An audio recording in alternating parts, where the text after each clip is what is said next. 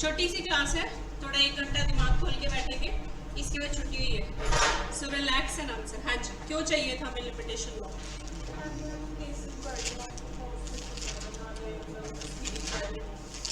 Right. And what is section 2 dealing about? 1 तो सबको पता है, ठीक है। 2 में क्या है हमारा लिमिटेशन लॉ में? डेफिनेशंस, ठीक है। 3 में क्या है? बार ऑफ लिमिटेशन। 3 क्या कहता है?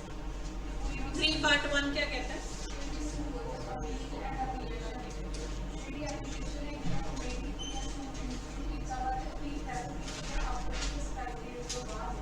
प्रिस्क्राइब पीरियड कहाँ दिया है?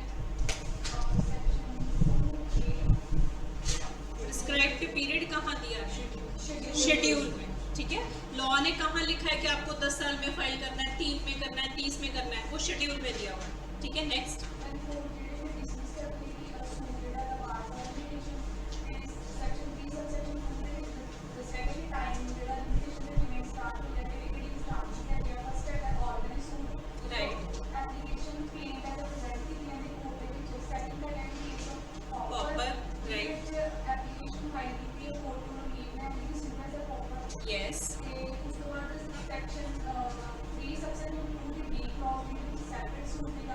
सेपरेट सूट 2 तरीके के हुए, set of and counter claim. Set of कब से शुरू होता है?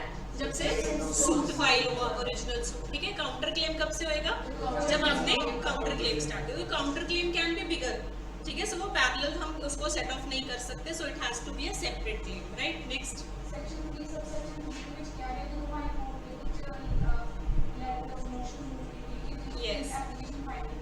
उस दिन से आपका पीरियड ऑफ लिमिटेशन स्टार्ट होगा। सो ये सारी लड़ाई किस चीज की है कि पीरियड ऑफ लिमिटेशन स्टार्ट कब होएगा, उसकी जो कैलकुलेशन है वो हम आज स्टार्ट कर रहे हैं, ठीक है। The actual mathematics that is required for limitation questions वो हम आज स्टार्ट करेंगे। अभी तक हम उसको सिर्फ बिल्डअप कर रहे हैं, ठीक है। What was in section 4? हाँ जी, कौन सा पीरियड कंडोन होता है? किस केस में? यस, अगर कोर्ट क्लोज्ड है तो नेक्स्ट डे जब कोर्ट ओपन होती है उस दिन से आपका, तो कोर्ट क्लोज तब भी मानेंगे अगर जज साहब 2-3 घंटे के लिए गए हुए हैं, 2-3 जजेस का बेंच था वो चिल कर रहे हैं। चिल तो वैसे बेचारे क्या ही करते हैं, ठीक है। They went for a break, they were not sitting. So basically आपका बेंच खाली होना चाहिए। कोर्ट नॉर्मल वर्किंग आवर्स में उस टाइम पे बंद होनी चाहिए। It can be half day, it can be anything. So ऐसे केसेस में आपका पीरियड ऑफ कंडोनेशन हो जाता है, ठीक है। What was in section 5 important है। क्या था 5? किस केसेस में? अपील एंड एप्लीकेशन, ये सबसे इंपॉर्टेंट चीज है। कब होएगा? कब हम कहेंगे कि ठीक है हम आपको और टाइम दे सकते हैं? जब ये सफिशिएंट कॉज होएगा, ठीक है। अब इसमें कोई मैथ्स नहीं लगता, इसमें कोई फॉर्मूला नहीं लगता, तो 5th की कोई कैलकुलेशन एज सच नहीं आती। 5th में आपको क्वेश्चन क्या आता है कि क्या ये सफिशिएंट कॉज है या नहीं, ठीक है। 5th के क्वेश्चन सिर्फ ऐसे ही आएंगे। 6th में हमने क्या स्टार्ट किया था, जो हमने कल किया, लीगल डिसेबिलिटी। उसमें हमने क्या रीड किया? Insane, minor and इडियोसी। 3 चीजें हैं जिसमें लॉ कहता है कि आप क्या हो, लीगली डिसेबल्ड हो। So, अगर आप डिसेबल्ड हो तो लॉ ऑटोमेटिकली आपको एक्सटेंड करने के लिए तैयार हो जाता है आपका क्या?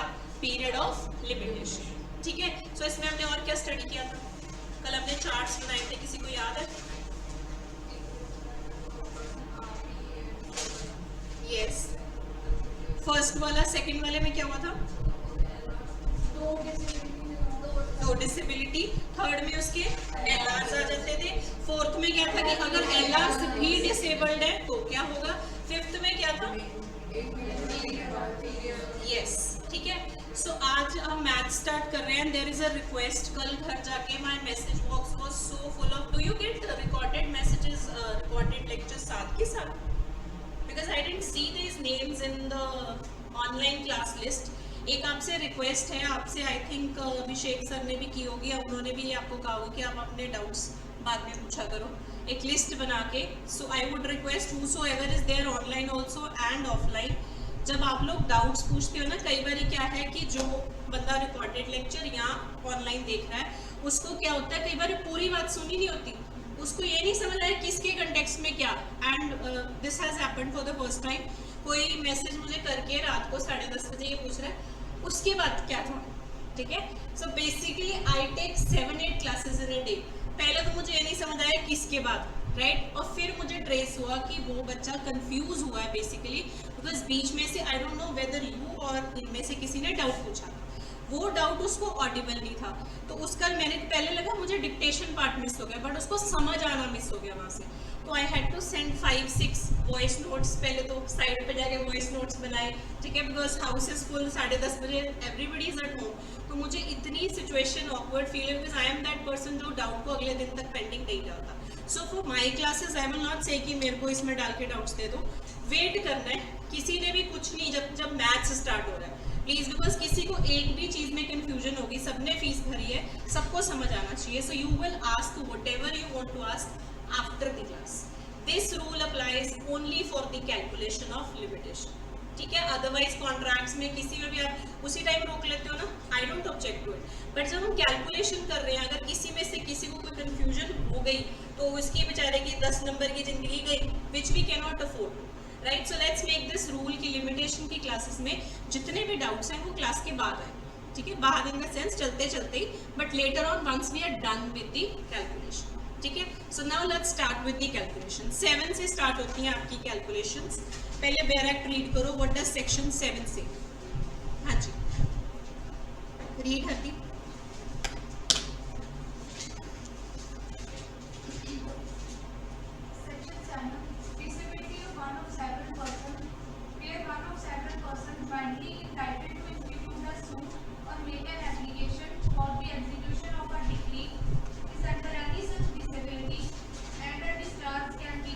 Without the confidence of such person, time will run against them all.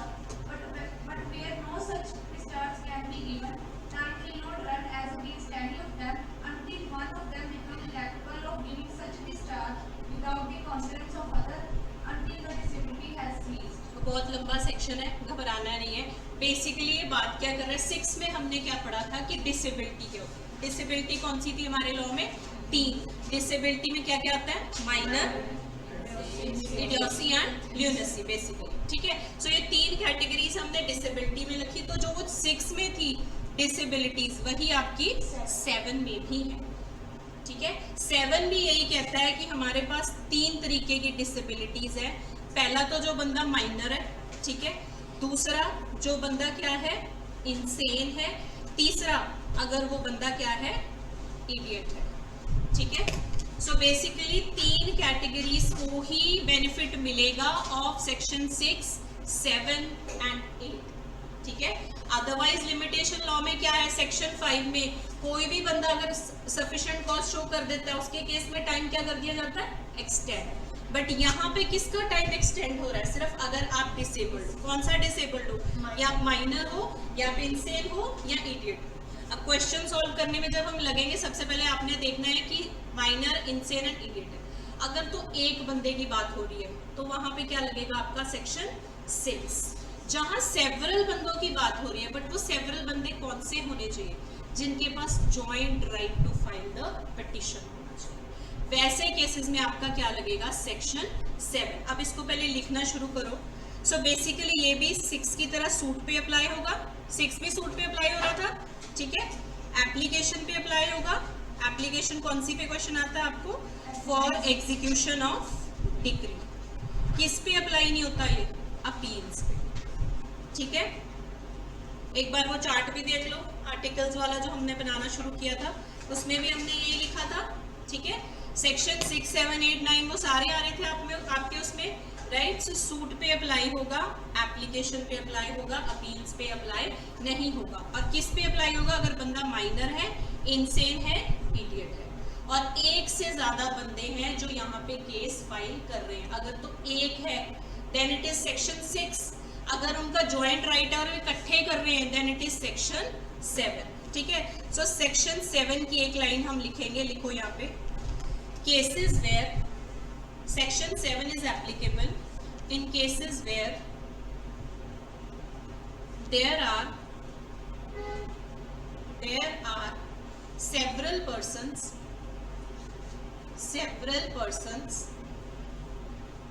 that is they are filing the case jointly, they are filing the case jointly. पहली बात तो 6, 7, 8 सिर्फ 3 तरीके की डिसेबिलिटी है। 6 में हमने कहा कि अगर जो एक प्लेंटिफ जो कर रहा है अगर वो डिसेबल्ड था। 7 में हम कह रहे हैं एक से ज्यादा बंदे हैं जो इस डिसेबिलिटी में काउंट हो रहे हैं। ऐसा नहीं कि एक से ज्यादा डिसेबल्ड है, सूट एक से ज्यादा फाइल कर रहे हैं, ठीक है। सूट यहाँ पे कौन बंदे फाइल कर रहे हैं? Several persons. यहाँ पे आपका सीपीसी लगेगा। कौन सा ऑर्डर है इसका? सीपीसी का। आप ये कर चुके होगा, आई एम श्योर आपने स्टार्ट कर दिया होगा। जॉइंट सूट का कौन सा ऑर्डर होता है? ऑर्डर 1 रूल 1, ठीक है। ऑर्डर 1 रूल 1 में हम पढ़ते हैं कि हम जॉइंट सूट या एप्लीकेशन जब फाइल करते हैं तो हम एक क्या कहते हैं एक दूसरे को? को-प्लेंटिफ, दैट इज को-प्लेंटिफ। को-प्लेंटिफ कौन होते हैं? Who may be joined as plaintiff, ठीक है। लेट्स से आप सारे चाहते थे कि सीआरपीसी की क्लासेस स्टार्ट हो जाएं, नया लॉ आ गया, ठीक है। सबका सेम कॉस्ट था, राइट? सबने फीस भरी है, सब सेम एकेडमी के हो। आपने एक जॉइंट एप्लीकेशन फाइल की, आप को-प्लेंटिफ बनोगे। क्यों? क्योंकि आपका जॉइंट कॉज था, ठीक है। तो आप सेवरल पीपल इकट्ठे सूट फाइल कर रहे हो, राइट? अब इसको देखते हैं, इसमें सेक्शन 7 कहता क्या है। Now let's start drawing the diagram for section 7। Section 7 कहता है सेवरल पर्सन्स, ठीक है। सो यहाँ आ गया लेट्स से ए, बी, सी और डी। 6 में हमने एक बंदे को रख के सॉल्व किया था। 7 में क्या हम कह रहे हैं? Several persons. सेवरल पर्सन्स में लेट्स से आगे 4 हमारे पास, A, B, C and D. Section 7 की अगर आप बेयर एक्ट की लैंग्वेज पढ़ो, वहां ये नहीं लिखा कि सेवरल डिसेबल्ड होने चाहिए, ठीक है। जस्ट ये लिखा है कि सेवरल होने चाहिए, उनमें से एक आधा डिसेबल्ड होगा, राइट? सो लेट्स से यहाँ पे लेके चलते हैं ए, बी, सी तो फिट हैं, ठीक है। डी क्या है? Disabled, right? A, B, C आपका फिट है, डी डिसेबल्ड है। बैक जाते हैं सेक्शन 6 में। सेक्शन 6 में हमने क्या कहा था? लेट्स से डी ने केस फाइल करना था, डी क्या था? डिसेबल्ड। तो हमने क्या पढ़ा था? टाइम एक्सटेंड होगा, उस टाइम रोकेंगे और बाद में उसको कैलकुलेट करेंगे, यही पढ़ा था। अब सिचुएशन आ गई कि हमारे पास इतने बंदे हैं जिनमें से शायद एक या 2 डिसेबल्ड है। तो क्वेश्चन क्या राइज होता है? क्या सबके लिए टाइम रुक जाएगा, सबके लिए एक्सटेंड होगा या क्या होगा, ठीक है। सो यहाँ आपका क्वेश्चन अराइज हुआ, क्वेश्चन अराइजेस कि टाइम रन कब होगा? When will the time start running? जब कॉज ऑफ एक्शन अराइज होगा, जो कि ऑर्डिनरी लॉ कहता है। ऑर्डिनरी लॉ में आप क्या पढ़ते हो कि जब कॉज ऑफ एक्शन अराइज होता है उस टाइम से आपका लॉ रन करना स्टार्ट हो जाता है, ठीक है। या फिर जब आपकी डिसेबिलिटी क्या होती है? सीज। डिसेबिलिटी सीज मतलब डिसेबिलिटी एज पर सेक्शन 6, ठीक है। सो यहाँ जब डी की डिसेबिलिटी सीज होगी, क्या वहां से टाइम रन स्टार्ट होगा या ऑर्डिनरी तरीके से टाइम रन करना स्टार्ट होगा? This is the question that comes to you in the exam. अब हम रेफर करते हैं section 7 as per section 6। Disability ceases किसकी डिसेबिलिटी सीज होगी? यहाँ पे डी, ठीक है। यहां तक किसी को प्रॉब्लम समझ आ गया? 6 में हमने एक बंदे के केस में पढ़ा था कि अगर एक बंदा केस फाइल करने जा रहा है, वो डिसेबल्ड है जब कॉज ऑफ एक्शन अराइज हुआ, लेट्स से माइनर है, इनसेन है, इडियट है, तो लॉ कहता है कि लिमिटेशन उसके केस में एक्सटेंड कर दी जाए, ठीक है। कितनी कर दी जाएगी वो हम 8 में कैलकुलेट करेंगे। जो हमने कल किया था वो लागू नहीं होएगा। लॉ ने आपको एक लड्डू दिया, उसमें से आधा खा लिया, दैट इज इन सेक्शन 8। वो मैं आपको आज को समझाऊंगी कैसे है वो calculation, that is the mistake that students commit, ठीक है। सो इसमें बेसिकली आपका सेक्शन 7 लगेगा अगर आपके पास ज्यादा बंदे हैं, उनमें से 2 या 3 लेट्स से डिसेबल्ड है और एक एबल्ड है, ठीक है। अब यहाँ पे आपकी 2 सिचुएशंस आएंगी, write down situation 1 and situation 2। Situation 1 क्या कहती है कि ए, बी और सी जो हैं, ठीक है, let's say any one of them has the capacity to discharge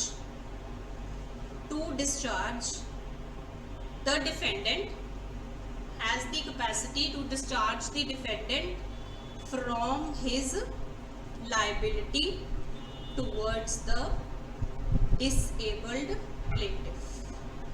Towards the disabled plaintiff. ये आप बेयर एक्ट की लैंग्वेज में पढ़ते हो, क्या मीनिंग है इसका? जो भी लोग इसको पहले पढ़ चुके हैं, हम कह रहे हैं कि ये सारे एबल्ड है, डी डिसेबल्ड है, ठीक है?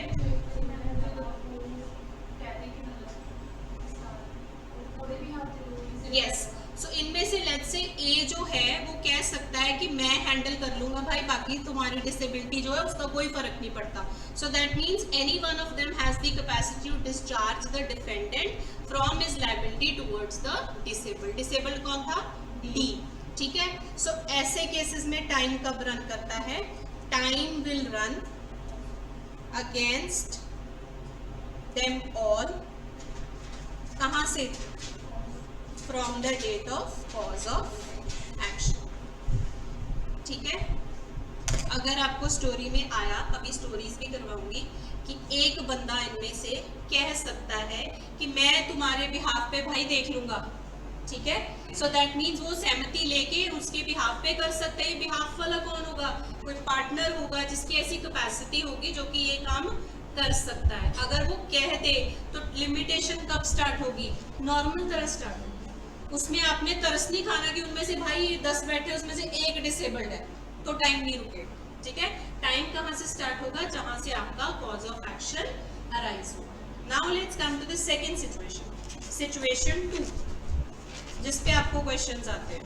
सिचुएशन 2, सिचुएशन 2 क्या कहती है कि ए बी सी जो है, नाइदर ऑफ देम, इनमें से कोई भी ये कैपेसिटी नहीं रखता. Neither of them has this capacity. A B C में से किसी के पास ये कैपेसिटी नहीं है कि वो दूसरे के बिहाफ पे गारंटी ले ले, बिना सहमति ले कहे कि मैं लायबिलिटी देख रहा हूँ भाई, ठीक है? सो ऐसे केसेस में टाइम कब से रन होगा? For all of them. ये लाइन बहुत इंपॉर्टेंट है कि फॉर ऑल ऑफ देम की बात हो रही है, ठीक है? सो ऐसे केसेस में होगा या तो जब डिसेबिलिटी किसकी? ऑफ डी सीज हो जाएगी, ठीक है? दैट मीन्स डी भी जब लायक हो जाएगा तो भाई सारे इकट्ठे होके इसको मान लेंगे टाइम एक्सटेंडेड, राइट? और वन ऑफ देम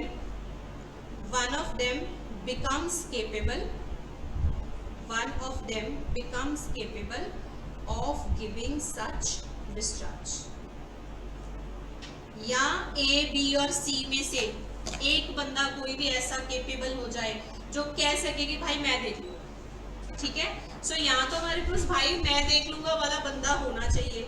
जब हम सेक्शन 7 की बात कर रहे हैं तब तो टाइम स्टार्ट हो जाएगा, चाहे इसको से कोई एक माइनर आ गया स्टोरी में, आपको चाहे कोई आ गया, इनसेन आ गया, इडियट आ गया, ठीक है? अगर वो भाई देख लूं वाला बंदा नहीं है तो ऐसे केसेस में या तो जब डिसेबिलिटी खत्म हो जाएगी, 2 की है तो दोनों की जब खत्म हो जाएगी, 3 की है तो तीनों की खत्म हो जाएगी, या फिर one of them becomes capable of giving such discharge. वहां से आपका टाइम रन करना स्टार्ट होगा. भी पहले बेसिक समझ आया, फिर कैलकुलेशन पे जाएंगे. बेयर एक्ट दोबारा रीड करो.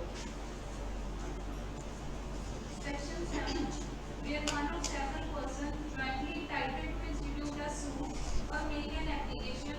यहाँ पे आपको पहला वर्ड क्या है? जॉइंटली एंटाइटल्ड, ठीक है? अंडरलाइन कर लो ये बेयर एक्ट के वर्ड्स. सबसे पहला वर्ड आपने बोला सेवरल पर्सन्स, एक से ज्यादा है, तभी सेक्शन 7 की बात हुई है. वो क्या है? Jointly entitled. एक दूसरे के बिहाफ पे आप इकट्ठे होकर केस फाइल कर सकते हो. Next, To institute a suit or make an application for the execution of decree is under any such disability, and a discharge can be given without the concurrence of such person. Without the concurrence वाली situation 1, ठीक है? हाँ जी.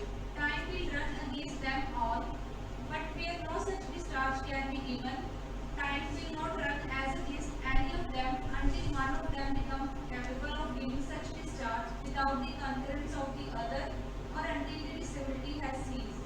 ठीक है? So this is situation 2 जो आपके bare act में इकट्ठे करके दी हुई है. वो 2 सिचुएशंस है, 7 का पार्ट 1 एंड 7 का पार्ट 2. पहले आप इलस्ट्रेशंस रीड करो, इसको बड़े आराम से करेंगे 7 को, बिकॉज 7 से क्वेश्चंस आते हैं एंड 7 से मैथ स्टार्ट हो रहा है। 7 ऑनवर्ड्स 12, 13, 14 आपको सॉल्व करना सिखाना है। So let's first start with illustrations also. Read करो। The explanation. This section applies to a discharge from every kind of liability. नहीं, पहले illustrations then we'll come to explanation. है ही नहीं आपकी बुक में, बैरक में यू डोंट हैव इलस्ट्रेशन। चलो लिखो, पुराने बैरक्स में होती थी। Write down the illustrations. अच्छा हो फिर तो मैंने पूछ ली, बिकॉज इसमें से एक बार क्वेश्चंस बने हुए हैं। ठीक है, सो इलस्ट्रेशंस, पहले ए इलस्ट्रेशन क्या है। लेट्स से आपके पास बी है, सॉल्व करना स्टार्ट कर रहे हैं, आपको समझा रही हूँ मैं। ठीक है, बिल्कुल स्लो चलेंगे। बी है, सी है, डी है, आगे सेवरल पर्सन। ठीक है, लेट्स से इनके पास क्या था, जॉइंट राइट था। किस चीज का, केस फाइल करने का या एप्लीकेशन लगाने का। राइट, लेट्स से इसमें से बी क्या है, इनसेन है, सी क्या है, माइनर है, डी क्या है, फिट है। ठीक है, यहाँ पे बी इनसेन है, सी माइनर है, डी क्या है, फिट है। यहाँ जो डी है, हम सबसे पहले स्टोरी में क्या चेक करेंगे कि वहां आपने ये चेक करना है, can give a discharge of debt, discharge of debt without concurrence. Concurrence का मतलब होता है सहमति, इकट्ठा करना पहले। ठीक है, concurrence of B and C. क्या डी के पास पावर थी कि वो without the concurrence of B and C अगले बंदे को लायबिलिटी से परे कर सके, मुक्त कर सके। ठीक है, अगर उसके पास थी तो टाइम रन कहाँ से स्टार्ट होएगा, अगेंस्ट। आपको लिखा होता है against plaintiff A B C, ऐसे करके आता है, against B C D on, कब से, on the day of cause of action. ठीक है, on the day of cause of action. अब मैं आपको समझाती हूँ इस पर स्टोरी कैसे आती है। लेट्स से उन्होंने ये स्टोरी दी, उन्होंने कहा होगा कि किसी ने डेट लिया, उसने पैसे वापस नहीं दिए, तो आप केस फाइल करोगे ना उस पर। ठीक है, लेट्स से आप 3-4 जने थे, आप 3-4 पार्टनर्स थे, आपका किसी ने पैसा ले लिया, आपको पैसा वापस नहीं किया, तो आपने तीनों चारों ने इकट्ठे होकर केस फाइल किया, ऐसे स्टोरी है। ठीक है, आप जब 3-4 केस फाइल कर रहे हो, उसमें से एक को माइनर बना देंगे, एक को ऐसे कर देंगे इनसेन, ऐसे करके आपको स्टोरी बना के फिर वो आपसे पूछेंगे। बीच में एक लाइन दी होगी जिसमें आपको कन्वे किया होगा कि क्या उसके पास ये कैपेसिटी थी उनमें से किसी के पास कि वो विदाउट द कॉन्करेंस ये चीज़ कर सके। तो वहां से आपने सॉल्व करना है कि वो 7 सिचुएशन 1 में आएगा या 7 सिचुएशन 2 में आएगा। अगर उसके पास पावर थी कि वो बाकी सब के लिए भी सहमति उठा सकता है, तो टाइम कब से स्टार्ट होगा लिमिटेशन, ऑर्डिनरी। जिस दिन उसने डिफॉल्ट मारा लोन देने का, उसी दिन से। जो ऑर्डिनरी लॉ क्या कहता है, कॉज ऑफ एक्शन के टाइम से। Now let's come to situation 2।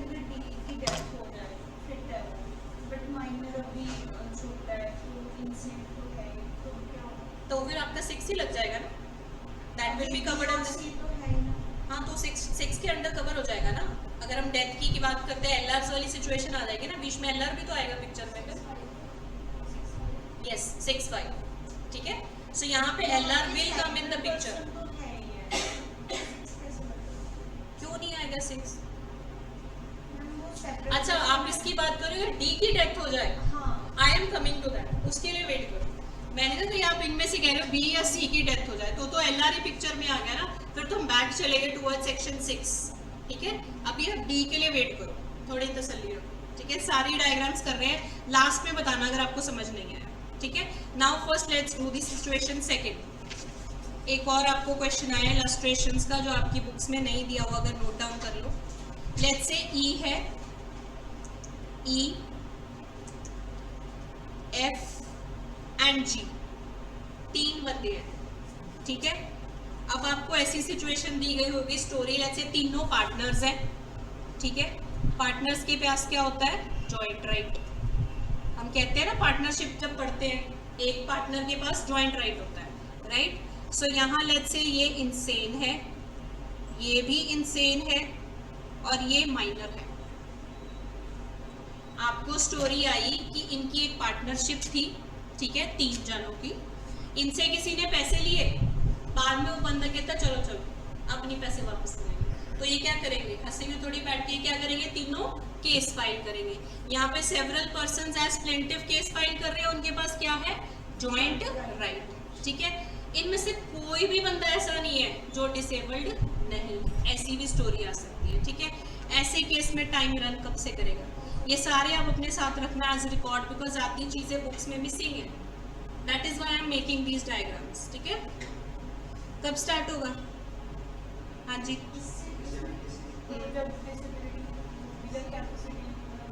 Yes, so situation 2 apply होगी, time will not run against any of them, कब तक, until either E और F become same, ठीक है, और G क्या हो जाएगा, becomes major।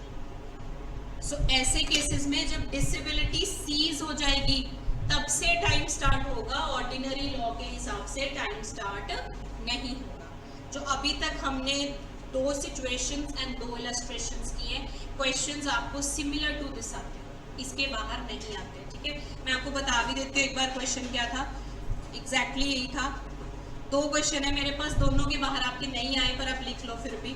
यहाँ x है, ठीक है, x ने क्या किया था, टुक अ लोन ऑफ ₹1 लाख, किनसे, A, B, C, जिनका बिजनेस था, और ये आपस में क्या थे, पार्टनर्स, ठीक है। x ने लोन लिया 1 लाख रुपये का, किनसे, A, B, C से। A, B, C क्या थे, पार्टनर्स थे, पार्टनर्स थे तो आपको समझ आ जाएगा यहाँ पे क्या था, जॉइंट राइट, ठीक है। मैं जॉइंट राइट भी आपको समझा देती हूँ, इसके बाद लिखवा भी देती हूँ कि होता क्या है। अब लेट्स से इसमें से A क्या था, इंसेन, B क्या था, माइनर, C क्या था, फिट, तो किस क्लॉज में फॉल करेगा।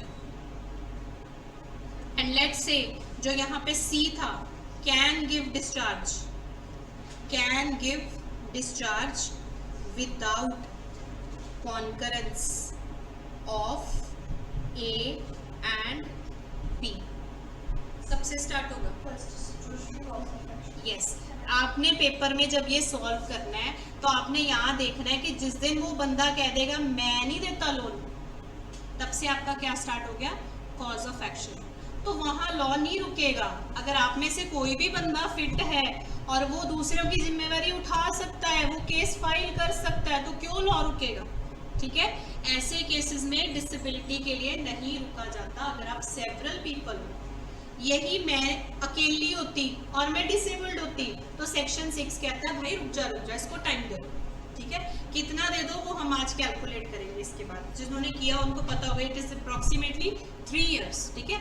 सो let's come to that afterwards. Now let's do the question number 2, situation 2।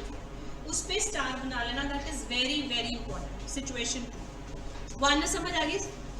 1 पे सॉल्व कैसे करना है, आपको एक से ज्यादा बंदे होंगे, उसमें से एक आधा जो होगा फिट होगा, जो फिट होगा वो क्या दे सकता होगा, कॉन्करेंस, ठीक है। That means that is situation 1। Now let's come to 2 का एक क्वेश्चन आपको एक बार आया था। सिचुएशन 2 आपको दिया हुआ था स्टोरी में कि आपके पास क्या है, joint decree holders, joint decree holders. इतना सीपीसी आपको आता होगा, आपको समझ आ गया ये क्या मतलब है, ठीक है। आपके पास अगर आप जॉइंट डिक्री होल्डर्स, आपके पास क्या है, जॉइंट राइट, ठीक है। जॉइंट डिक्री होल्डर्स थे, उन्होंने क्या फाइल करनी थी, एप्लीकेशन, किस चीज के लिए, एग्जीक्यूशन, ठीक है। एप्लीकेशन फाइल करनी है for execution of decree, right. Application file करनी है उन्होंने for execution of decree.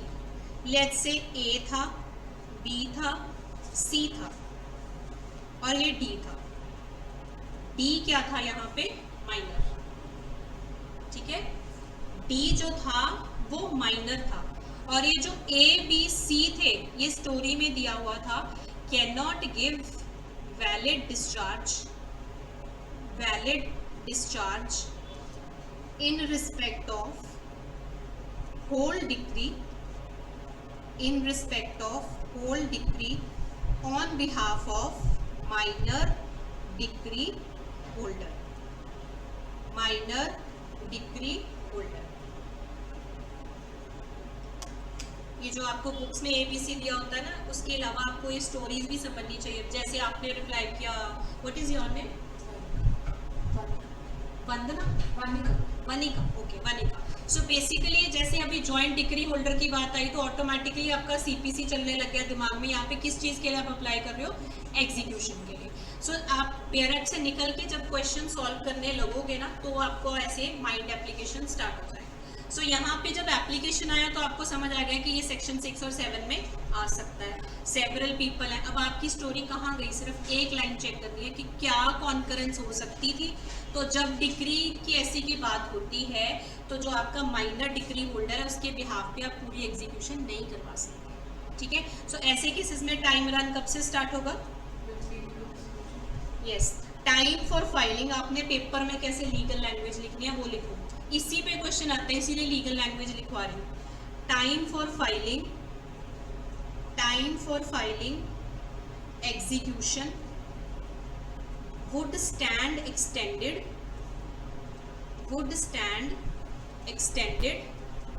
till disability of minor decree holder, that is D ceases,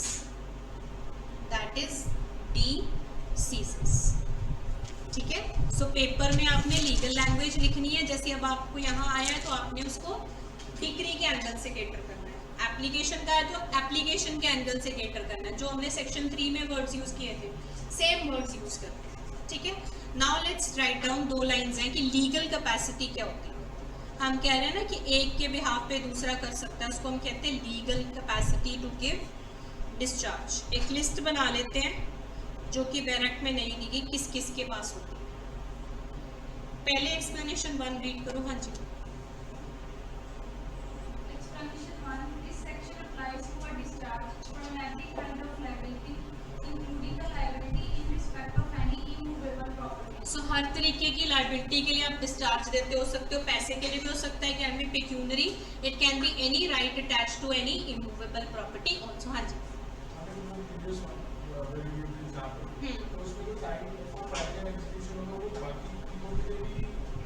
for all है, yes it is for all, ठीक है। इसीलिए हमने पढ़ा टाइम फॉर ऑल। सबका इकट्ठे राइट है तो इकट्ठे ही टाइम कंसिडर होगा, ठीक है, अलग अलग नहीं होगा। अगर आप सिंगल हो तो 6 के अंडर आओगे। यहाँ टाइम फॉर ऑल की बात होगी, ठीक है। बैरक दोबारा एक बार रीड करना, उसमें टाइम फॉर ऑल की बात होगी, राइट। सो लेट्स सी, ये आपका अभी मैं एक्सप्लेनेशन 1 समझा रही थी। 1 कहता है कि सब तरीके का राइट, चाहे पेक्यूनरी राइट है, कोई प्रॉपर्टी के साथ राइट अटैच्ड है, कोई भी राइट है, सारे कवर्ड है under your legal capacity. Second किस चीज की बात करता है, that is important. Read. Explanation 2. For the purposes of this section, the manager of a Hindu unwedded family governed by the Mitakshara law shall be deemed to be capable of giving a discharge without the concurrence of other members of the family, only if he is in management of the joint family law. आपने Hindu law खत्म कर लिया, ठीक है। पहले मुझे बताओ कर्ता क्या होता है, जॉइंट हिंदू फैमिली क्या होती है, मिताक्षरा लॉ क्या होता है, बताओ। ठीक है, mostly that is from father side, ठीक है। सो हम उसको क्या मानते हैं, कर्ता धर्ता, that means the main representative. इसके पास क्या होती है, इम्प्लाइड अथॉरिटी, ठीक है। सो लीगल कैपेसिटी के अंडर अगर कर्ता है वो कोई एक्शन ले रहा है तो that is person having the legal capacity. ये बताया गया है अंडर एक्सप्लेनेशन 2। एक्सप्लेनेशन 2 कहती है कि अगर क्वेश्चन में आपको वर्ड कर्ता आ गया, सिर्फ आपको ये चेक करना है कि karta was there in the maintenance of that property, then आप मिताक्षरा लॉ के हिसाब से उसको यहाँ पे इम्प्लाइड अथॉरिटी में कंसिडर करोगे। अब लिस्ट बना लो, इसमें कौन कौन से आते हैं, राइट डाउन। बेसिकली एक तो आपका आता है कर्ता। This list is not exhaustive, ये मेरी लिस्ट है, इसके अलावा भी आपको क्वेश्चन आ सकता है। बुक्स में तो सिर्फ कर्ता की ही बात हो रही है, ठीक है। सो कर्ता ऑफ जॉइंट हिंदू फैमिली, कर्ता ऑफ जॉइंट हिंदू फैमिली, यहाँ ब्रैकेट में लिख लो, कर्ता और मैनेजिंग मेंबर, कर्ता और managing member of joint Hindu family has an implied authority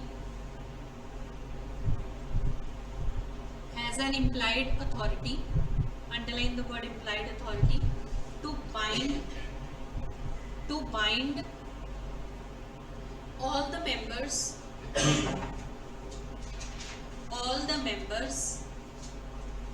by a discharge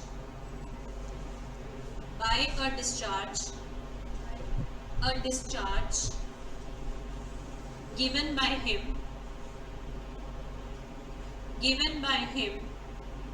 without their कौन हुए यहाँ पे बाकी सारे फैमिली मेंबर्स, ठीक है, yes, by him without their concurrence,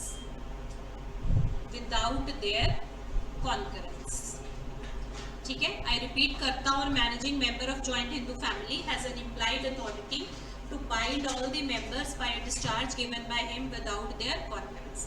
जब आपको सेवरल पर्सन्स में आपको ये चेक करना होगा कि यहाँ पे कॉन्करेंस हो सकती थी या नहीं हो सकती, तो अगर कर्ता दिया हुआ और लिखा हुआ कि कर्ता मिताक्षरा लॉ के अंडर आ रहा है, so that means he is the manager of the family property. तो वो जो कह देगा वो बाकियों को क्या कर देगा, बाइंड, ठीक है. सो कर्ता आ जाता है इसमें, और कौन आता है यहाँ पे, जॉइंट प्रोमिसेस. एक प्रोमिसी दूसरों के लिए कॉन्करेंस कर सकता है, ठीक है.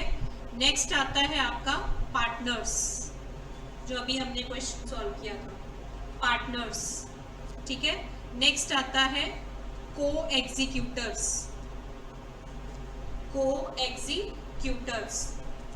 लास्ट आता है को ट्रस्टीज.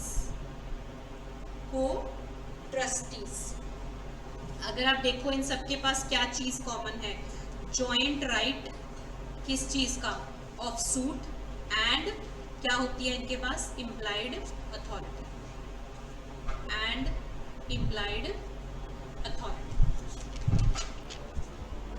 ठीक है, समझ आ गया.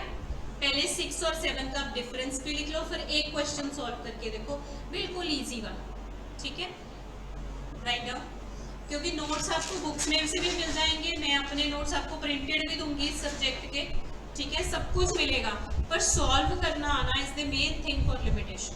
सो उसके लिए पहले कंसेप्ट को हिंदी में दिमाग में बिठा लो, एक एक वर्ड को समझ लो, फिर उसको कैलकुलेट करना सीखना है. सो हम पहले इनिशियल क्लासेस में एक एक क्वेश्चन ही करेंगे ताकि आपको सिर्फ बेसिक बात समझ आए, ठीक है. So let's first write down the difference between 6 and 7. क्या डिफरेंस है आंटी? हाँ स्वीट, ये तो पता ही लग गया, कुछ और बताओ. लीगल टर्म बताओ, एक मेन डिफरेंस है जो दोनों में. इनेबलिंग डिसेबलिंग सुना है नाम, ठीक है. सो बेसिकली सेक्शन 6 और 7 में क्या फर्क है, जो आपका सेक्शन 6 है वो इनेबलिंग सेक्शन, ठीक है, that is an enabling section. जो सेक्शन 7 है वो आपका क्या है, डिसेबलिंग सेक्शन. 6 ने क्या बोला कि राइट एक्सटेंड हो जाएगा, एलआर आ गया तो आजा बेटा, एलआर तू भी आजा, राइट एक्सटेंड हो जाएगा, तू आ गया तू भी आजा, राइट एक्सटेंड हो जाएगा. क्यों? अगर डिसेबिलिटी है, ठीक है. सेक्शन 7 क्या कहता है, अगर कॉन्करेंस नहीं है तो ऐसा होगा, अगर कॉन्करेंस है तो ऐसा होगा. So this section is a disabling section. Section 6 in overall is an enabling section, ठीक है. नेक्स्ट पॉइंट है कि ये जनरल रूल की बात करता है. जनरल रूल का मतलब है जहां पे एक बंदा है जिसके पास क्या है, disability, one person with disability. ये स्पेशल रूल की बात करता है. स्पेशल रूल कौन सा, जहां पे आपका जॉइंट राइट होता है, जॉइंट राइट, ठीक है. एक बार दोबारा से बैरक देख लेते हैं. सेक्शन 6 में हमने डिसेबिलिटीज पढ़ी, 7 में हमने पढ़ा माइनर इनसेन इडियट, सूट्स पे अप्लाई होगा, एप्लीकेशन फॉर एग्जीक्यूशन पे अप्लाई होगा, अपील्स पे अप्लाई नहीं होगा, ठीक है. देन हमने देखा इसमें 2 सिचुएशंस आती हैं. फर्स्ट जिसमें has the capacity to concur, ठीक है, उस केसेस में क्या होगा, टाइम ऑफ लिमिटेशन नहीं रुकेगा, जो भी बंदा अपनी जिम्मेवारी उठा सकता है उसके हिसाब से कॉज ऑफ एक्शन के हिसाब से टाइम रन स्टार्ट हो जाएगा। ठीक है, अगर आप जिम्मेवारी नहीं उठा सकते तो लॉ वेट करेगा कि डिसेबिलिटी खत्म हो जाए या कोई ऐसा बंदा स्टोरी में आ जाए जो कि जिम्मेवारी उठा सकता है। वो स्टोरी में बीच में तो आएगा नहीं, वो शुरू से एज अ जॉइंट राइट ही होगा, वो डिसेबल्ड जो था वो इनेबल्ड हो जाना चाहिए basically. Now write down the question, exact ऐसा क्वेश्चन आएगा आपको जब भी पेपर में आया। Write down, X incurs a debt, X incurs a debt, INCURS, incurs a debt of rupees 80,000, of rupees 80,000 in the year 2000, in the year 2000 from a firm, firm से आपको क्या समझ आया कि ये क्या होंगे, पार्टनर्स। ठीक है, in a firm, from a firm of which A, B and C are partners, A, B and C are partners। साथ साथ में सॉल्व करते हैं। सो बेसिकली आपको स्टोरी में अभी तो हमने ज्यादा ताजा किया तो आपको पता लग रहा है कि सेक्शन 7 से ये क्वेश्चन। ठीक है, तब आपको सब में मिक्स्ड आएगा ये क्वेश्चन, तब आपको कैसे दिमाग लगाना है। सो आपको एक बंदा दिया है जिसने क्या लिया है, डेट। ठीक है, 80,000 का डेट लिया, 3 जो बंदों से लिया है वो बेसिकली एक कंपनी है जिसके वो क्या है, पार्टनर्स। ठीक है, write down next,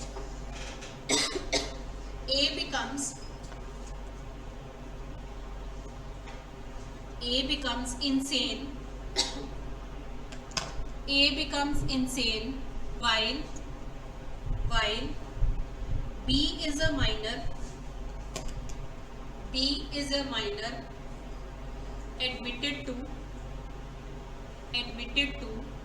the benefits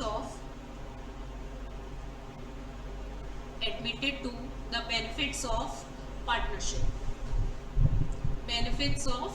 partnership. कौन सा सेक्शन होता है पार्टनरशिप का? आप लोगों ने पार्टनरशिप तो किया होगा। सपोज आपको जावा नंबर लेने हैं तो कई जगह ऐसे ब्रैकेट में सेक्शन की फुकरी मारनी पड़ती है ना, जब आप इसको सॉल्व करोगे अगर आपको पता ही नहीं क्या लिखोगे, घर जाके सोच के आना। ठीक है, कौन सा है किसी को भी नहीं पता? आप लोगों ने पार्टनरशिप लगाया है पहले? आपने भी नहीं अटेंड किया कभी पार्टनरशिप? फिर ये तो सबसे इंपॉर्टेंट सेक्शन है, माइनर वाला। चलो इस पे बाद में आते हैं। लिखो, A becomes insane while B is a minor admitted to the benefits of partnership, full stop। Subsequently A regains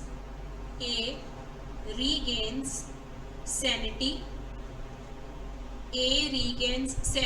in 2003। That means वो क्या हो गया, fit.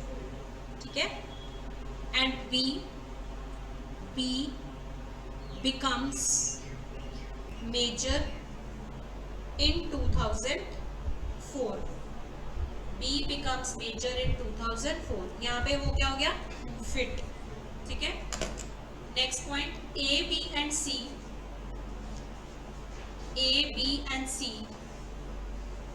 then file a suit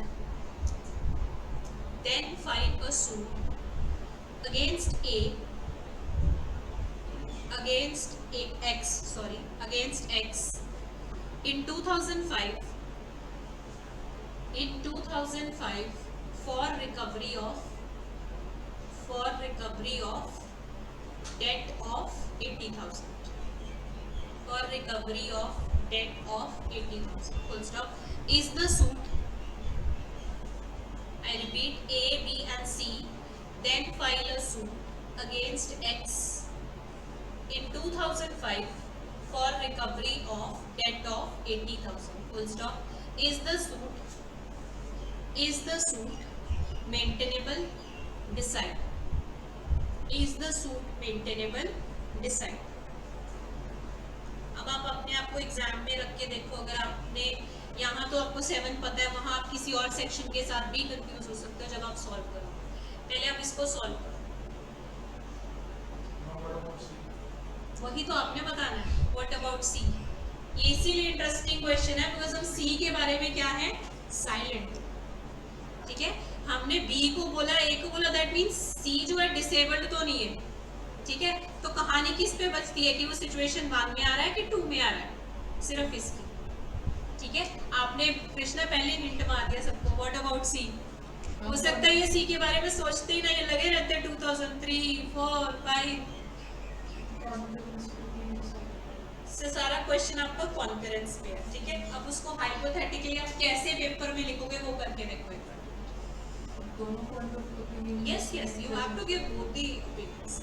ऐसे क्वेश्चंस में जहाँ पे साइलेंस है, ठीक है, अब इसने यहाँ हिंट दिया, हो सकता है आपके किसी के दिमाग में, मैं नहीं कहती सबके ना आता, पर हो सकता है किसी के ना आता, तो आप पीटते रहते हैं कैलकुलेशन पे। But the whole story is about finding whether it is situation 1 और 2। ठीक है, ऐसे क्वेश्चन को आपको कैसे सॉल्व करना है वो आप देखो एक बार, दिमाग लगा। इवन द ऑनलाइन स्टूडेंट्स, अब आप आ सकते हो पिक्चर में। हाँ जी, can use the chat box and reply. क्या लिखोगे ऐसे क्वेश्चन में?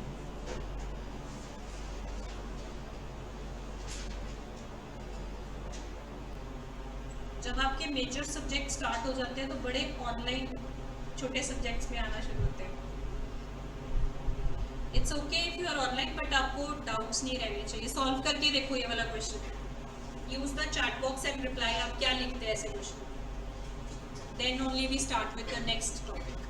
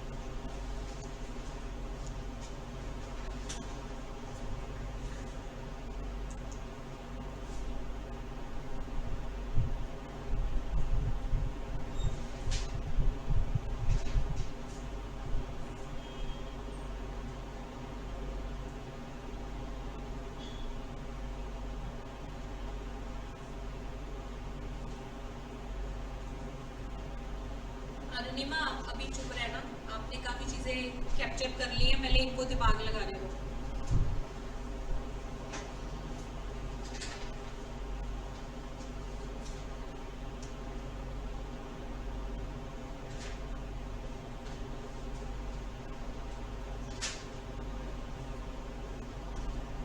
एग्जैक्टली, ये लड़ाई कॉज ऑफ एक्शन की ही है। ठीक है,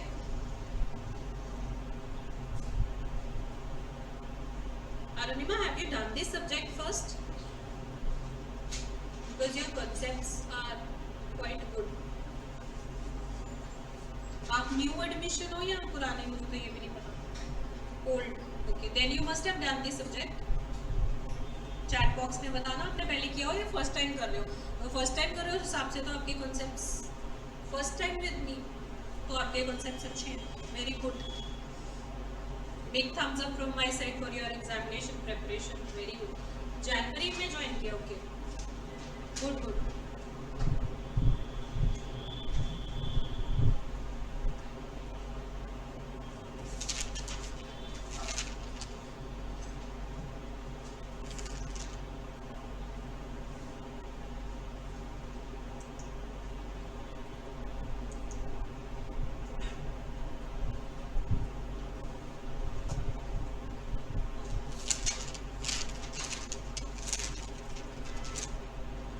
तो खो ही गए इसमें, चलो इसको बाद में सॉल्व करते हैं। अभी पहले हम सेक्शन 8 खत्म कर लेते हैं, नहीं तो इसी में डूब जाओगे। This was the first question, इसी में डूब गए।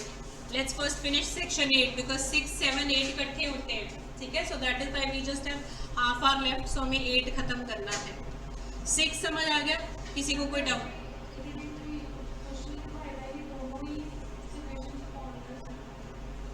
कौन सी दोनों सिचुएशन? पहली सिचुएशन ये है जो सी उन्होंने भी हमके कॉन्फ्रेंस देगा, सेकंड जो main see in the silent है तो पता ही नहीं। ऐसी सिचुएशन भी तो हो सकती है कि इनमें से कोई भी डिसेबल्ड था ही नहीं जिस टाइम पे कॉज ऑफ एक्शन अराइज हो, ऐसी भी अराइज हो सकती है ना। तो ऐसा क्वेश्चन भी हो सकता है जिसने बहुत कुछ लपेटे में लिया हुआ है, ठीक है। अभी बाद में दिमाग लगाना है इस पे थोड़ा ठंडे दिमाग से। I will give you all the questions which involves too many concepts, ठीक है। पहले 8 करते हैं, पहले सॉल्विंग खत्म करते हैं। Let's come to 8। 8 is very very छोटू सेक्शन, बट मेन रूल है जो कि अप्लाई होता है, दैट इज सेक्शन 8, बिकॉज ये किस चीज की बात करता है? Special exception. किस चीज की special exception? To section 6 and 7। 6 और 7 में जो हमने बड़ी बड़ी फुकरियां मारी हैं उनके ऊपर 8 आके कह देता बस बस भाई 3 साल तक ही सुनेगा, ठीक है। सो ये जितनी फुकरियां हमने मारी इसकी कैलकुलेशन देखेंगे हम अभी। सो 6 एंड 7 का सबसे पहले हम सेक्शन 8 का पार्ट 1 देखते हैं। पार्ट 1 कहता है, लिख लेना है सेक्शन को, this is important. 6 and 7 part 1 कहता है कि विल नॉट अप्लाई टू, किस पे? हाँ जी, will not apply to preemption suits. सबसे पहली बात तो जो भी 6 एंड 7 में रिलीफ मिल रहा है वो प्रीएम्पशन सूट पे तो मिलेगा ही नहीं। अगर आपको स्टोरी में प्रीएम्पशन सूट आ गया वहां पे 6 एंड 7 का बेनिफिट नहीं मिलेगा। ऐसी कंफ्यूजिंग स्टोरी आ गई जिसमें डिसेबल्ड कर रहे हो पर वो हो क्या? Preemption suit. अब लगे 2003, 2004, 2005, बट वो बात किसकी कर रहा है? प्रीएम्पशन। अब आई एम श्योर आप सब लोगों को प्रीएम्पशन पता होगा, बट कई बार कोई ऐसा स्टूडेंट भी हो सकता है जिसको ना पता हो, उसके लिए एक्सप्लेन करेंगे। हाँ जी, पहले जिसको पता है वो बताओ प्रीएम्पशन सूट क्या होता है। ऐसा ना करो, मैं तो ये प्रिज्यूम करें सबको आता होगा, एक आधे को नहीं आता होगा। हाँ जी, प्रेफरेंशियल एक्सप्लेन करो ना विद एग्जांपल। सूट क्यों फाइल करोगे प्रेफरेंशियल में? ये हिंदू लॉ में आप कर चुके हो preemption. When the owner sell the property to the stranger, other owner have right. Yes, very good. So basically let's say यहाँ पे नेबर्स हैं या ब्रदर्स हैं, ज़्यादातर ऐसे केसेस में ही आपका प्रीएम्पशन का सूट होता है, ठीक है।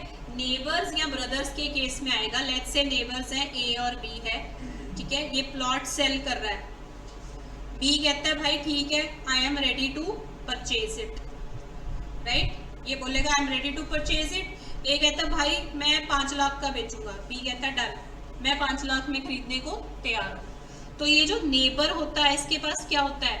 प्रीएम्पशन राइट होता है। प्रीएम्पशन राइट का मतलब प्रेफरेंशियल राइट होता है, ठीक है। सो इसके पास प्रेफरेंशियल राइट है। अगर ये ए किसी स्ट्रेंजर को 5 लाख में ही बेचने को तैयार है तो ये सूट फाइल कर सकता है ऑफ व्हाट? प्रीएम्पशन, ठीक है। That is a preemption suit. Same can come in the case of brothers, right. Brothers में आपका क्या होता है? First right. फर्स्ट राइट का मतलब क्या होता है? Preferential right. ये हिंदू लॉ के कॉन्सेप्ट से आप कर चुके होंगे, मैंने ये सपोज करके ही आपको ये जल्दी जल्दी कराने की कोशिश की थी, राइट। सो बेसिकली जब लेट्स से एक ब्रदर है, वो अपनी कोई प्रॉपर्टी है जो आपकी joint family property let's say किसी और स्ट्रेंजर को बेच रहा है, साथ में एक और बेचारा ब्रदर बैठा है, वो क्या कहेगा मेरे पास क्या है? प्रेफरेंशियल राइट है। प्रेफरेंशियल राइट सिर्फ तब है अगर आप जितना पैसा वो मांग रहा है आप देने को तैयार हो, ठीक है। ऐसा नहीं आप कह रहे भाई मैं तेरा भाई हूँ, तू मुझे 20 रुपए में बेच दे, right. Preferential right will arise जब आप उसी अमाउंट पे बाय करने को रेडी हो। तो भाई को क्यों नहीं दोगे? नेबर को क्यों नहीं दोगे? अब ये जो रूल्स बने थे ये आजकल क्या आपको लगता है अप्लाई होते हैं? नहीं, ये पुराने जमाने जब भाईबंदी थी, ठीक है। भाईबंदी ऐसी की तैसी हो चुकी है, अब कोई नहीं फॉलो करता। सो ये तब का कॉन्सेप्ट बना था, ये ब्रिटिशर्स के टाइम का कॉन्सेप्ट बना था, that was called as preemption. तो ऐसा कोई भी सूट अगर आपको ऐसी स्टोरी आ गई, ऐसे में अगर कोई बंदा डिसेबल्ड हुआ तो उसको 6 एंड 7 का बेनिफिट नहीं मिले, ठीक है। यहाँ तक तो इजी है। सो लेट्स से आपको स्टोरी क्या आती है? एक स्टोरी एक ही बार आया आपको क्वेश्चन इस पे। एक माइनर है, ठीक है। वो क्या है? माइनर क्या होता है? डिसेबल्ड है, ठीक है। स्टोरी में उन्होंने दे दिया कि प्रीएम्पशन सूट फाइल करना था, प्रीएम्पशन सूट। सो क्या उसको बेनिफिट मिलेगा ऑफ सेक्शन 6 and 7? ये आंसर इज नो। तो उसको किस हिसाब से सूट फाइल करना पड़ेगा? Ordinary law. अब यहाँ क्वेश्चन अराइज हुआ, फिर वो माइनर कैसे सूट फाइल करेगा? थ्रू नेक्स्ट फ्रेंड, ठीक है, थ्रू नेक्स्ट फ्रेंड। यहाँ आपका सीपीसी लगेगा। सो माइनर केस फाइल करेगा थ्रू नेक्स्ट फ्रेंड और लगेगा क्या उस पे? Ordinary law of limitation. वैसे माइनर के केस में हम क्या कहते हैं भाई? लॉ को एक्सटेंड करेंगे, टाइम को एक्सटेंड करेंगे, क्योंकि 6 के अंडर आ रहा है, 7 के अंडर आ रहा है। बट यहाँ अगर माइनर प्रीएम्पशन का सूट फाइल करना चाहता है तब नहीं सुनेंगे कि भाई मैं माइनर हूँ, तब आप पे ऑर्डिनरी लॉ लगे, ठीक है। सो कॉज ऑफ एक्शन से आपका टाइम चलो, राइट, सेम स्टोरी आई है, सेम। इसके अलावा आपको कभी भी क्वेश्चंस नहीं आते। इसके ऊपर एक केस है, लिखो दर्शन सिंह वर्सेस गुरदेव सिंह। दर्शन सिंह वर्सेस गुरदेव सिंह, DARSAHN, दर्शन सिंह वर्सेस गुरदेव सिंह। अगर आपको क्वेश्चन सेक्शन 8 पे आ जाता है और आपने ये नहीं लिखा, तो जिस भी केस लॉ पे मैं ये कहती हूँ ना, ट्रस्ट में ये लेके चला करो कि सच्ची में मुंडी कट जाती है पेपर में। 1-2 नंबर इधर उधर कहीं ना कहीं चले जाए, बिकॉज ये जो केसेस हैं, इन्होंने ये जो हम अभी 3 इयर्स का रूल कहेंगे, ये इसी केस के बाद बन के आया, ठीक है। So this is a case which is very important. पहले तो इस केस की जनरल जो गाइडलाइंस थी वो लिखते हैं। 2 लाइन्स की गाइडलाइंस है बेसिकली। इस केस ने कहा कि हमें बैलेंस ऑफ इंटरेस्ट रखना है, बैलेंस ऑफ इंटरेस्ट रखना है। किसका बैलेंस करते हैं आप? 2 पार्टीज होती है, प्लेंटिफ एंड डिफेंडेंट। बेनिफिट किसको देते हैं हम? 6 और 7 में? हाँ जी, वो प्लेंटिफ जो कि डिसेबल्ड है, उसको हम कहते हैं भाई तेरे केस में हम टाइम एक्सटेंड कर देंगे क्योंकि तू डिसेबल्ड है, ऊपर से तू प्लेंटिफ है, वाह जी वाह। लिमिटेशन प्लेंटिफ को फायदा देता है। फिर डिफेंडेंट बेचारा, सो हम ये कहते हैं कि डिफेंडेंट के केस में भी कुछ बेनिफिट होना चाहिए, there should be balance of interest. So जो आपका सेक्शन 8 है वो क्या करता है? That protects the interest. Section 8 protects the interest. अब आप पूछोगे कैसे? Yes, both. वो बैलेंस करता है इंटरेस्ट को। दोबारा से बताती हूँ, दर्शन सिंह वर्सेस गुरदेव सिंह को पहले हम केस को भी मैं बताऊंगी, इस केस के फैक्ट्स भी इंपॉर्टेंट है। इस केस में जजमेंट में उन्होंने कहा था कि हमें बैलेंस ऑफ इंटरेस्ट करना है। 6 और 7 में हमने क्या कहा कि अगर कोई प्लेंटिफ है वो डिसेबल्ड है, ठीक है, या 3 से ज़्यादा प्लेंटिफ है, 2 से ज़्यादा प्लेंटिफ है, वो सारे डिसेबल्ड है, एक डिसेबल्ड है, तो हमारे पास कौन से सेक्शन आए? 6 and 7। 6 और 7 ने क्या कहा कि टाइम को एक्सटेंड करो। सो दैट मीन्स उनको हमने फायदा दिया, तो बचा बेचारा डिफेंडेंट। अब लेट्स से हम कहते हैं टाइम एक्सटेंड कर दो, आपकी जब डिसेबिलिटी सीजन हम कहते हैं 12 के 12 साल दे दो, 20 साल दे दो, अगला तो बेचारा पिस गया ना जो वहाँ बैठा डिफेंडेंट। सो इस केस के बाद दिस वाज इन 1994 और 1995, ये मुझे एग्जैक्ट नहीं याद, दिस वाज आई थिंक 1994, एक बार 95, एक बार चेक करना, कई बुक्स में 95 दिया होगा, कईयों में 94 दिया होगा। इसकी जजमेंट को लेके एक बार आप गूगल कर लेना, गूगल सर से हम कंफर्म कर लेंगे। इट इज़ 94 और 95, एक बार कंफर्म करना है आपने। बैलेट्स में भी कई बार गलत दिया होगा, राइट। सो इस केस के बाद हमारे दिमाग में आया कि क्या हम 12 साल एक्सटेंड कर देंगे, क्या हम 20 साल एक्सटेंड कर देंगे, ऐसे तो बेचारा डिफेंडेंट तो पिसता ही रहेगा, ठीक है। सो देन वी डिसाइडेड कि हमें इस पे कुछ गाइडलाइंस बनानी है, ठीक है। सो लेट्स फर्स्ट सी कि इसमें हुआ क्या था। पहले लिखने का काम खत्म कर लो। Section write down, section 8 lays down, section 8 lays down that extended period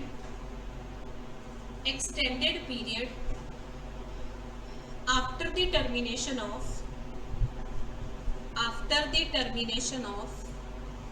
legal disability,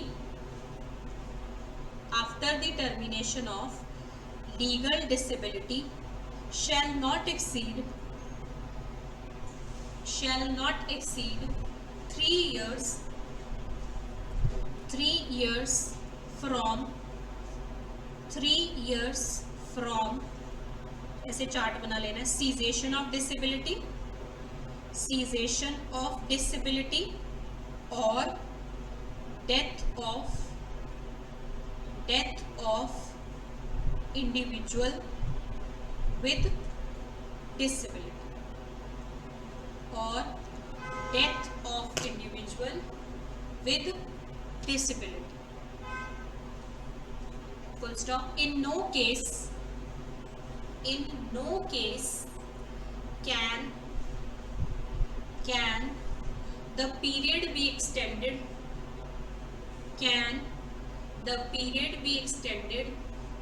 to anything beyond 3 years from cessation. ठीक है. सो इससे हमें 3 बातें तो समझ आ गई. पहली बात कि जो एक्सपेंडेड पीरियड है, जो हम कहते हैं ना टाइम एक्सपेंड कर दो, एक्सटेंड कर दो, कितना कर सकते हो आप मैक्सिमम 3 साल. ठीक है. आपका टाइम पीरियड कब स्टार्ट होता है अगर आप डिसेबल्ड हो? जब से आपकी डिसेबिलिटी खत्म होगी. या फिर आपके कौन पिक्चर में आए थे सेक्शन 6 में? एलआर्स कब पिक्चर में आए थे? जब आपकी डेथ हो जाती है. हमने एलआर्स के केस में भी यही कहा था ना, सेम टाइम करो. ठीक है. सो 6 में हमने एलआर्स को भी टाइम दिया था. तो इस केस में सीजेशन ऑफ डिसेबिलिटी और डेथ जब हम ये कैलकुलेट करेंगे, इन एनी केस ऐसा नहीं होगा कि 12 के 12 साल मिल जाएंगे, आपको मिलेगा मैक्सिमम 3 इयर्स टाइम. ठीक है. उसको मैं अभी आपको कैलकुलेट करना सिखाती हूँ. उससे पहले एक केस लॉ है, वो लिख लो छोटा सा. Then let's finish off the calculation. एक और इम्पॉर्टेंट केस है, उसका नाम लिखो.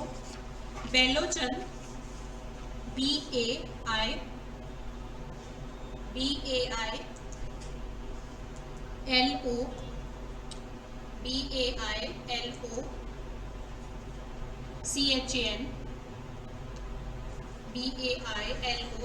CHAN KARN, Bailochan Karan, BAILO CHAN, Bailochan Karan versus Basant Kumari Nayak. This was AIR 1999 Supreme Court. AIR 1999 Supreme Court. इसके अंदर सिर्फ 2 लाइनें हैं, फटाफट लिखेंगे. Section 8 serves as an ancillary, ANCILLLARY, ancillary provision to section 6 and 7, to section 6 and 7, providing certain limitations. तो 6 ने क्या कहा था? डिसेबल्ड है तो एक्सपेंड कर देंगे. 7 ने क्या कहा था? सेवरल पर्सन्स है तो देख लेंगे, कॉन्करेंस है तो कर देंगे, ये है तो वो कर देंगे. ठीक है. सो इसके ऊपर हमारा सेक्शन 8 क्या लगाता है? लिमिटेशन. सेक्शन 8 क्या कहता है? पहले पार्ट में कहता है प्रीएम्पशन पे तो लगेगा ही नहीं, कोई बेनिफिट नहीं मिलेगा चाहे आप डिसेबल्ड हो. ठीक है. सेक्शन 6 और 7 नहीं मिलेगा. दूसरे पार्ट में कहता है कि जब हम ये कहते हैं ना एक्सपैंड कर दो, 3 साल से ज्यादा एक्सपैंड नहीं हो पाए. ठीक है. So last line, therefore section 6 and 7 should be read with section 8. should be read with section 8. अब आते हैं इसकी कैलकुलेशन पे. लास्ट पार्ट इसको ध्यान से देखना है. समझ तो आ ही गया, बट फिर भी इसको एक बार लिख लो रिटर्न. ठीक है. सो ये केस कौन सा था? दर्शन सिंह वर्सेस गुरदेव सिंह. एक बार इसको लिख लो, लास्ट पार्ट है. Then let's finish it. इस टाइम आपकी शक्लें वैसी थकी ऐसे लग रहा होता पिट के आए हो. कहाँ पहुंचे CRPC में? कल तक तो पावर ऑफ कोर्स पे थे, 24 पे पहुंचे, अब असली जर्नी स्टार्ट होएगी वाली। हो गया सारा, स्टार्ट हो गया आपका। बेयरट्स वगैरह भी रीड कर रहे हो साथ में, फिर तो तरस आना चाहिए आप पे, ठीक है। मेजर सब्जेक्ट स्टार्ट हुए हैं आपके, कोई नहीं, बस ये कैलकुलेशन ही करें। लिमिटेशन में टेंशन नहीं लेनी, एक दिन एक सेक्शन। ये 2 आज इसलिए हो रही है बिकॉज ये साथ वाला इस छोटू सा इसके साथ अटैच्ड है, अदरवाइज एक दिन एक सेक्शन ही होगा और वो आपको अच्छे से समझ आएगा। कल हम पहले यहाँ से 10 तक की जर्नी एक बार रिवाइज करें, जिसको भी समझ नहीं आया वो पूछ सकता है, कल के लिए कोई रोक टोक नहीं है। उसके बाद हम नेक्स्ट 12 करेंगे और फिर धीरे धीरे ये सेक्शंस हमारे I think by 25th it should finish, ठीक है। Then we'll start with something new after 1 जुलाई से स्टार्ट करेंगे। आपको 3-4 दिन की ब्रेक देंगे ताकि आपको ये 3 लेक्चर्स वाले से थोड़ी सी ब्रेक मिले, बिकॉज आप I can understand you are doing big subjects, तो जो भी छोटा सब्जेक्ट है वो आपको एंटरटेनिंग होना चाहिए, वो आप पे और बोझ नहीं डालना चाहिए। सो दैट थर्ड पीरियड आपको 3-4 डेज ब्रेक देंगे, उसके बाद स्टार्ट, ठीक है। So let's start the case Darshan Singh versus Gurdev Singh supreme court. इसमें हमने कैलकुलेशन बताई थी कि जो हम ये 3 इयर्स कह रहे हैं उसका मतलब क्या है।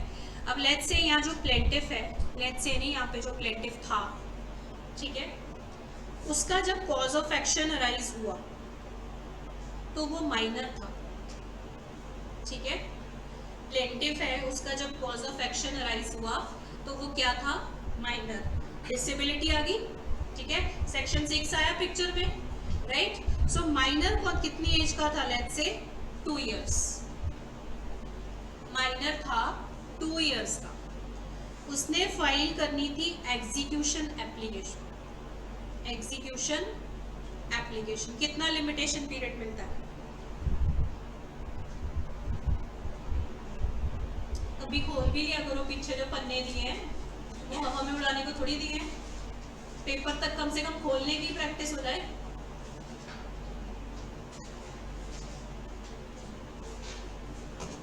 हाँ जी, एग्जीक्यूशन एप्लीकेशन ऑनलाइन स्टूडेंट्स कब फाइल करते हैं, लिमिटेशन पीरियड क्या है?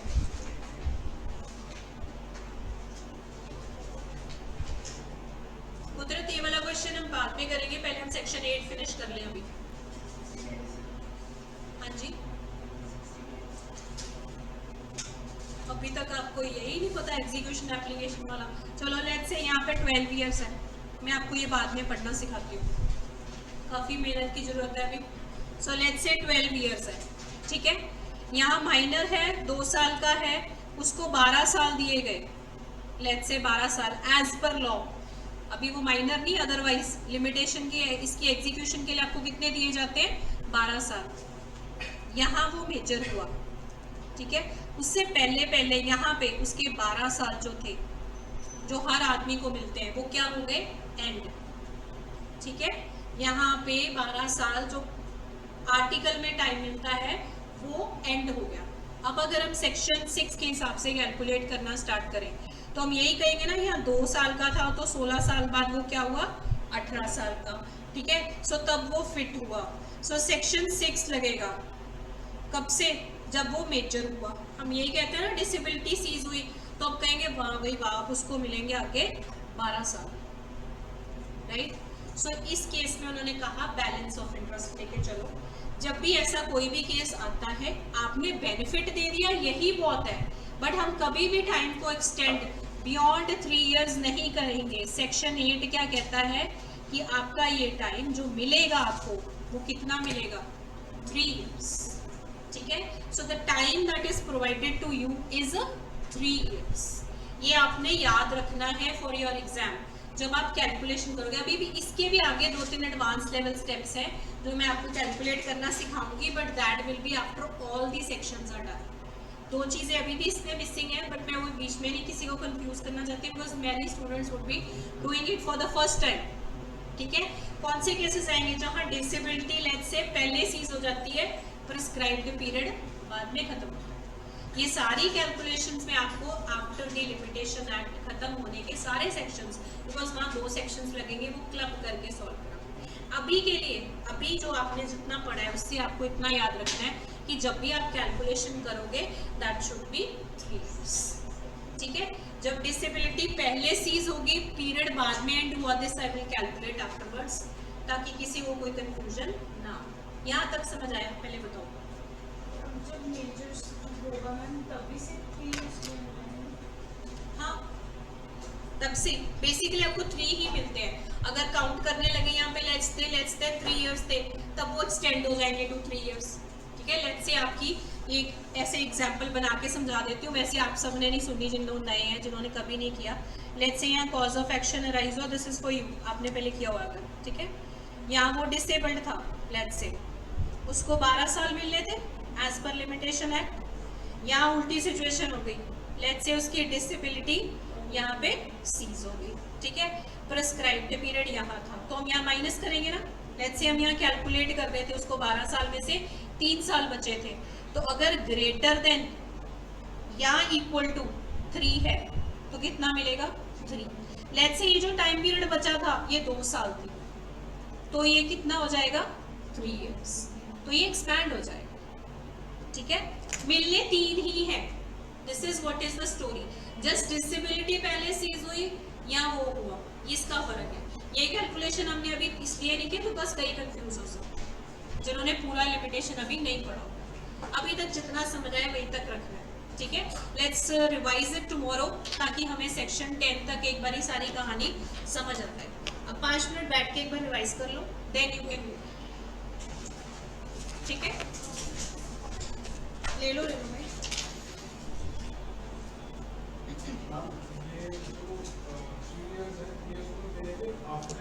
Yes, after the disability ceases. मिलने आफ्टर द डिसेबिलिटी है, मिलने 3 ही है। अगर कम हुए, यस, अगर कम हुए तो बढ़ा दिए जाएंगे, अगर ज्यादा हुए तो माइनस कर दिए जाएंगे। कहानी 3 पे ही खत्म, ठीक है, क्योंकि हमने बैलेंस ऑफ इंटरेस्ट कर दिया आफ्टर दिस केस। कहानी सिर्फ यही फर्क आएगी कि डिसेबिलिटी पहले सीज हुई या क्या हुआ, उससे आपकी कैलकुलेशन पे फर्क पड़ेगा, कुछ नहीं निकलेगा। बाय टाइम मिलना आपको 3 साल ही। Yes. The time of limitation Starts from there. from 18 years of age. Yes. But according to section 8, मिलेगा 8, मिलेगा 3, sorry. being only provided. Yes. चाहे लो क्या कह रहा था 12 साल मिलेंगे, हमने पहले यही पढ़ा था ना। पहले हम सबसे पहले क्या देखते हैं? शेड्यूल। शेड्यूल कह रहा है 12 साल। फिर हमने देखा ओ डिसेबिलिटी आ गई, हमने कहा 6 लग गया, रोक दो टाइम। फिर हमने कहा वाह जी वाह, अब इसके बाद टाइम एक्सटेंड हो रहा, तो क्या वो 12 होगा?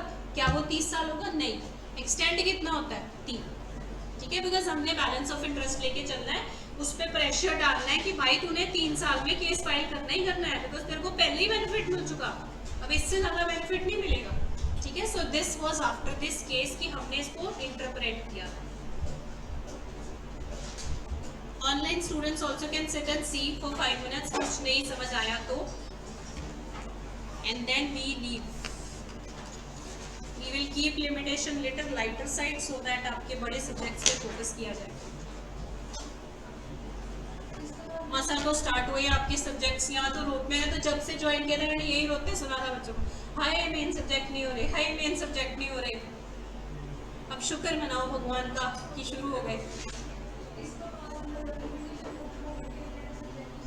I don't know. I am one teacher who does all the subjects basically. बस मैंने जब शुरू किया था, मैंने सिविल लॉ से शुरू किया था, उसके बाद I have done criminal also. अभी I am not taking all these big subjects in your academy because I have other commitments, plus I am छोटू सा 2 साल का बच्चा, so I don't take risk कि मैं बड़ा सब्जेक्ट ले लूँ, बीच में से कभी उसकी नंजी चल पड़ी, ये हो गया वो हो गया। आई can not be that unprofessional person, so I am picking small subjects for now, because small subjects में स्टोरी की तरह समझाने आसान है कि 32 सेक्शन है, 30 रट्टे लगवाने इज वेरी इजी। बट अगर आपको बड़ा सेक्शंस लेके बैठ जाए तो दैट इज लिटिल डिफिकल्ट। तो आप जो भी डिमांड करोगे दे विल स्टार्ट कर देंगे। आपने एक बारी भी नहीं किया, अभी आपने अभी तक रेंट ही नहीं पढ़ा।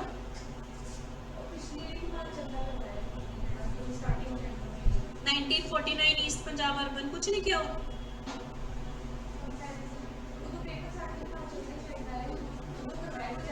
हमारा वो है ना 1949 वाला east Punjab rent restriction act, वही बेसिक है, जिसमें से वो जौहर की बुक भी आती है, आपकी यूनिवर्सिटी में मिलती है, जिसमें से क्वेश्चंस आते हैं। मैं आपको बुक्स पे बता दूँगी, these are recorded lectures, I can not tell इसमें, बट वो ऑफ द रिकॉर्ड। ठीक है, पेट फॉर्मेट है, इट इज जस्ट दैट कौन कैसे पेपर में लिख के आ, यही फर्क जो मैंने अभी तक 13 से 15 साल हो गए देखते हुए। कॉन्स्टिट्यूशन की बुक आपको नोट्स मिलते हैं? पहले तो आप ये बताओ, बिकॉज यही वाले तो नहीं है ना?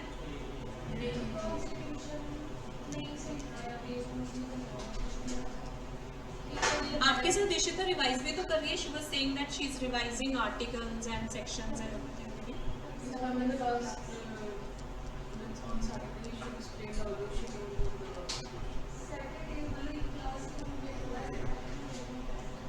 So you are to do constitution पूरा या basic important part?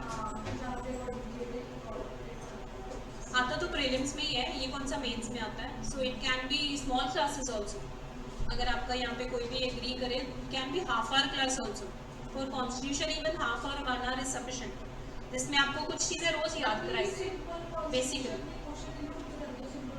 नहीं वो तो पता है, केस लॉज एंड ऑल आता है, ऐसा नहीं कि वो सीधा पूछ लेंगे एक्सप्लेन करो कितनी लिस्ट में ये है वो है, बट उसके लिए आपके पास कुछ अच्छा मटेरियल प्लस आपको क्लासेस में लर्न करवाया जाना चाहिए, so that you are able to answer. वहाँ पेपर में वहाँ कॉन्स्टिट्यूशन पे दिमाग ना लगाना पड़ेगा, ठीक है? So talk to them, I don't know, यहाँ पे I just come as guest faculty, right, I just give my lecture and then I go, मुझे पता ही नहीं उसके बाद क्या होता है, बट मैंने एक शिकायत सुनी थी, बस मेन लॉ नहीं हो रहे, मेन नहीं हो रहे, वो मुझे सॉल्व होती दिखी है, इसके अलावा बाकी तो अभी सेम ही है।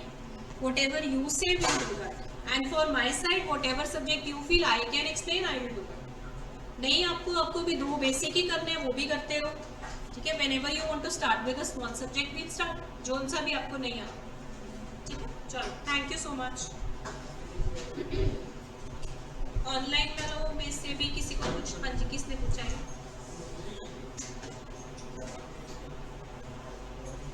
नाइनटीन ईयर्स पास क्या कैलकुलेशन ले गए आप? अच्छा आपने पहले लिखा था, नहीं it has to be 3 years, 12 साल के बाद आप कैलकुलेट करना, जो हम कहते थे ना इट विल एक्सटेंड, जो हमने कल डायग्राम्स बनाई थी उसमें हमने कहा था 12 years, तो वहाँ 12 नहीं होगा, basically it will be 3 years जो आपका एक्सटेंड होगा। कैलकुलेशन मैं आपको इसके बाद सिखाऊंगी, अगर आपको नहीं समझ आया इन एनी केस। 21 years, हाँ वो नहीं कर सकते, 16 + 3, 18 + 3, 20। आप 18 + 3 कहना चाहते होंगे वैसे अरुणिमा, 16 किस में ले रहे हो आप? उसकी एज कैलकुलेट करने में कर रहे हो? चैट बॉक्स में बताओ आप किस चीज को कर रहे हो? वैसे हमने अभी कैलकुलेशन नहीं की है, अभी तक तो सिर्फ हमने ये किया है कि दर्शन सिंह वर्सेस गुरुदेव में हमने, हाँ जी आप बोल ही लो, आपके बोलने में ना क्लास अधूरी थी, अभी सब जा चुके होंगे, सो यू कैन। हाँ जी Ma'am, so he's already 2. Disability will be fixed in another 16 years. And after that, he will have further only 3 more years. जब उसकी डिसेबिलिटी सीज हो गई उसके बाद से ही उसका टाइम एक्सटेंड हो रहा है ना, सो हाँ जो जी। टाइम एक्सटेंड हो रहा है वो हम जब कैलकुलेट करेंगे तो हम ये देखेंगे कि 3 से ज्यादा उसको मिलने नहीं चाहिए एज पर लॉ। अगर 3 से कम थे तो हम 3 दे देंगे, ठीक है? लेट्स से कैलकुलेट करके 1 साल ही बच रहा था या 2, तो हम उसको 3 तक ले जाएंगे, बट अगर 3 से ज्यादा थे तो हम 3 पे ले आएंगे, ठीक है? This is what I Now mean. understood. आप समझ आया? हाँ जी। ठीक है। अब ऐसा भी केस हो सकता है जिसमें prescribed period let's say 2 years दिया है, तो क्या उस केस में हो जाएगा? ये भी एक क्वेश्चन है। होना तो नहीं चाहिए। नहीं होना चाहिए, यही मैं कह रही हूँ, ये मैं आपको सॉल्व करवाऊंगी। ऐसी भी एक डायग्राम बनाएंगे जिसमें let's say prescribed period 2 years है, उसके बाद क्या वो टाइम एक्सटेंड करके हम 3 तक ले जाएंगे? आपने आर्टिकल के बाहर नहीं जाना, शेड्यूल के बाहर नहीं जाना, सिर्फ कैलकुलेशन में देखना है कि हम एक्सटेंड करके 3 करेंगे। आप ये नहीं कह सकते हम आर्टिकल को बदल देंगे, क्योंकि हमने क्या कहा, लिमिटेशन एज स्ट्रिक्ट इंटरप्रिटेशन, ठीक है? ये सारी calculations once we are done with all the sections then we do that. Anunima समझ आ गया? Yes ma'am, thank you ma'am. चलो fine, take care, bye bye. चलो अब आप लोग भी जाओ।